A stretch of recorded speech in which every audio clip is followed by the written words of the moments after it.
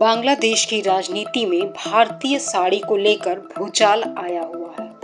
मालदीव की ही तरह बांग्लादेश के विपक्ष ने भी इंडिया आउट मुहिम छेड़ दी है। वे भारतीय सामान के बहिष्कार की बात करने लगे हैं। आखिर वहां ऐसा क्या हो रहा है?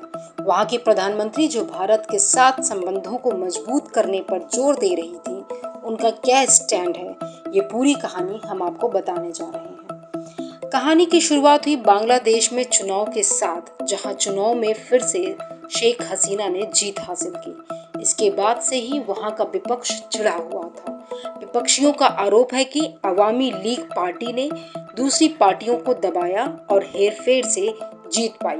अब सवाल ये है कि भारतीय उत्पादों के बहिष्कार की बात यहाँ कैसे आई? तो हुआ ये कि जीत पर हसीना को भारत ने भी बधाई दी। इससे विपक्ष भड़क उठा। उसने आरोप लगाया कि हसीना की जीत में भारत की भी मिलीभगत है, क्योंकि उसकी पॉलिसीज भारत के पक्ष में है। विपक्ष और कुछ इन्फ्लुएंसरों ने मिलकर कथित तौर पर इंडिया आउट कैंपेन का बिगुल बजा दिया। ये घटना जनवरी के मध्य की है। वे लोगों से अपील करने लगे कि भारत में बने सामान न खरीदे जाएं। इसमें बांग्लादेश नेशनलिस्ट पार्टी सबसे आगे हिस्सा ले रही है।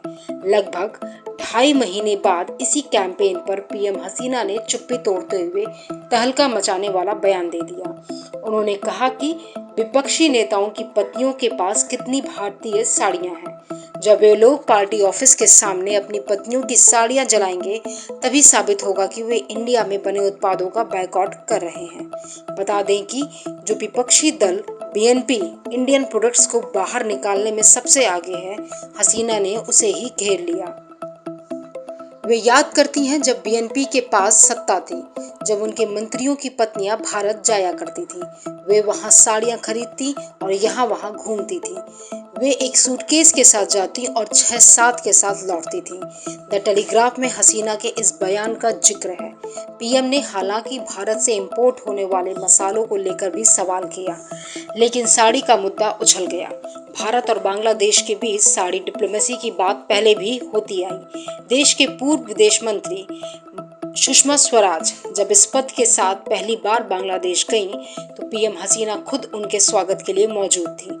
शुरुआती बातचीत के बाद स्वराज ने उन्हें हल्के सफेद भूरे रंग की साड़ी दी, जो जामदानी पैटर्न की थी। बदले में हसीना ने भी उन्हें जामदानी साड़ी दी। इसे साड़ी डिप्लोमेसी कहा जाने लगा, जो भारत की शॉल डिप्लोमेसी की टक्कर का था।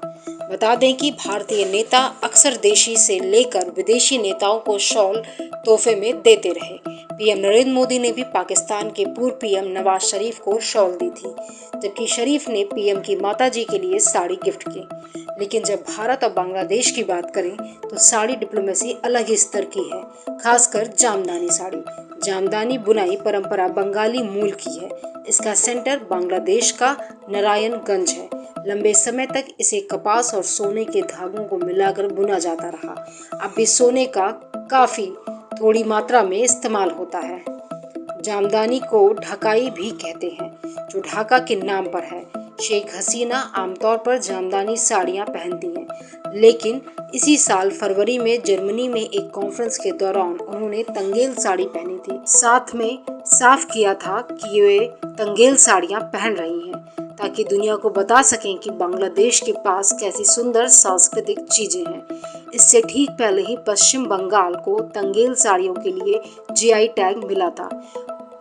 पूर्व बर्धमान और नदिया जिलों में बुनी जाने वाली इस साड़ी पर पश्चिम बंगाल भी अपना हक जताता है, और बांग्लादेश भी। बांग्लादेश मानता है कि जीआई टैग लेकर भारत ने उसके साथ गलत किया है। इस टैग के मिलने की घोषणा के बाद बांग्लादेशी सोशल मीडिया पर काफी हो हल्ला भी हुआ था। इसी के बाद पीएम हसीना ने तंगेल साड़ी पहनी थी। जीआई टैग उन उत्पादों को दिया जाता है जो किसी खास जगह से होते हैं, तब उसके नाम का इस्तेमाल कोई दूसरा ना कर सके। इसके लिए टैग दे दिया जाता है। जामदानी साड़ी का जीआई टैग साल 2016 में ही बांग्लादेश को मिल चुका है।